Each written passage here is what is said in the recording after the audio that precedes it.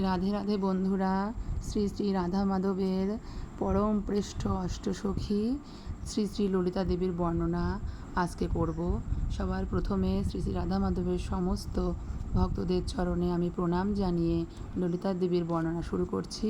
প্রথমেই আমি ললিতা দেবীকে প্রণাম করি। হে কারুণ্যকল্পলতিকা ললিতা দেবী, তোমাকে প্রণাম করি। হে রাধারানীর সমান গুণচাতুরী সমন্বিতা বিশাখা দেবী, তোমাকে প্রণাম করি। হে অষ্টসখী, আমি তোমাদের প্রণাম করি। শ্রী রাধারানীর কায়বুহ স্বরূপিণী প্রিয় অষ্ট নম্র সখীগণের মধ্যে শ্রেষ্ঠা হচ্ছেন ললিতা। অন্য নাম অনুরাধা। ললিত দৃষ্টি, ললিত কণ্ঠ, ললিত হাসি, ললিত অঙ্গ সমন্বিতা ললিতা রাধারানী অপেক্ষা 27 দিনের বড়। মায়ের নাম শারদা, পিতার নাম বিশোক, পতির নাম ভৈরব। বর্ষণার 1.5 মাইল উত্তর পশ্চিম দিকে উঁচাগাঁও নামক উঁচু স্থানটি ললিতা দেবীর জন্মস্থান। শ্রাবণ মাসের শুক্লা একাদশীতে তার জন্ম হয়। ললিতার অঙ্গকান্তি গোরচনার মতো উজ্জ্বল পীতবর্ণ। তিনি প্রায় ময়ূরপুচ্ছ বর্ণের বসন পরিধান করেন। তার স্বভাব বামাপ্রখরা, মান বিষয়ে সদা উদযুক্তা, মান শৈথিল্যে ক্রুদ্ধা, নায়কের অবশীভূতা এবং কঠোরভাষিণী ভাবটি বিশুদ্ধ খণ্ডিতা। শ্রী ললিতা রাধারানীর সমস্ত সখীদের মধ্যে অদক্ষা। রাধা মাধবের যুগলীলায় সমস্ত কাজই তার আয়ত্তাধীন। শ্রী শ্রী রাধা মাধবের প্রেম কলহ ও সন্ধি কার্যে ইনি বিশারদা। কৃষ্ণ কখনো রাধারানীর কাছে অপরাধ করলে কৃষ্ণের প্রতি ইনি ক্রোধে মুখ উত্তোলিত করে রাখেন এবং তিনি কলহ বিগ্রহতেই বেশি আগ্রহ প্রকাশ করেন। রাধারানীর 2টি শারিকা পাখি সুক্ষধি ও শুভা, তারা রাধা মাধবের লীলা অবলম্বন করে সুমধুর স্বরে বিচিত্র সুরে অদ্ভুতভাবে গাইতে থাকে। সেসব গীতের রচয়িতা ও শিক্ষিকা হচ্ছেন ললিতা দেবী। ভগবান শ্রী শ্রী রাধা মাধবের ফুলের গয়না, ছত্র, বিছানা, চাঁদোয়া, কুঞ্জ ভবন ইত্যাদি নির্মাণে ললিতা দেবী বিশেষ দক্ষা।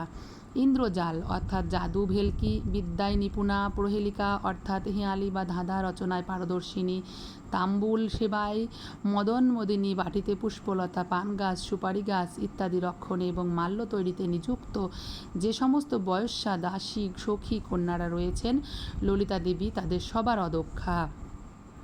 ললিতা দেবীর কুঞ্জ বিদ্যুৎ বর্ণ, তার বয়স 14 বছর 3 মাস। ললিতা দেবীর যুথে যে অষ্টসখী রয়েছেন তারা হলেন রত্নপ্রভা, রতিকলা, সুভদ্রা, ভদ্ররেখা, সুমুখী, ধনিষ্ঠা, কলহংসী, কলাপিনী। ললিতা দেবী গৌরলীলায় সমুদ দামোদর গোস্বামী রূপে আবির্ভূত হয়েছেন।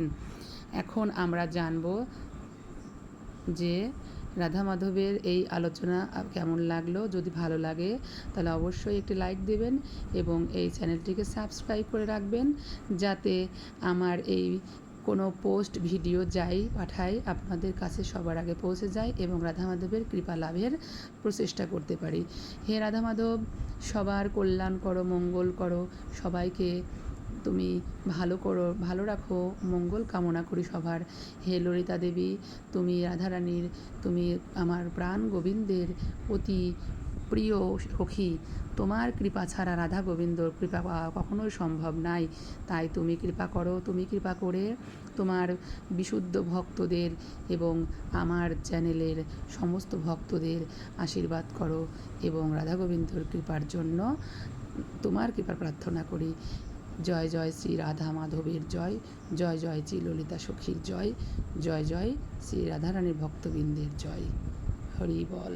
রাধাকৃষ্ণ কি জয়, রাধাকৃষ্ণ কি জয়।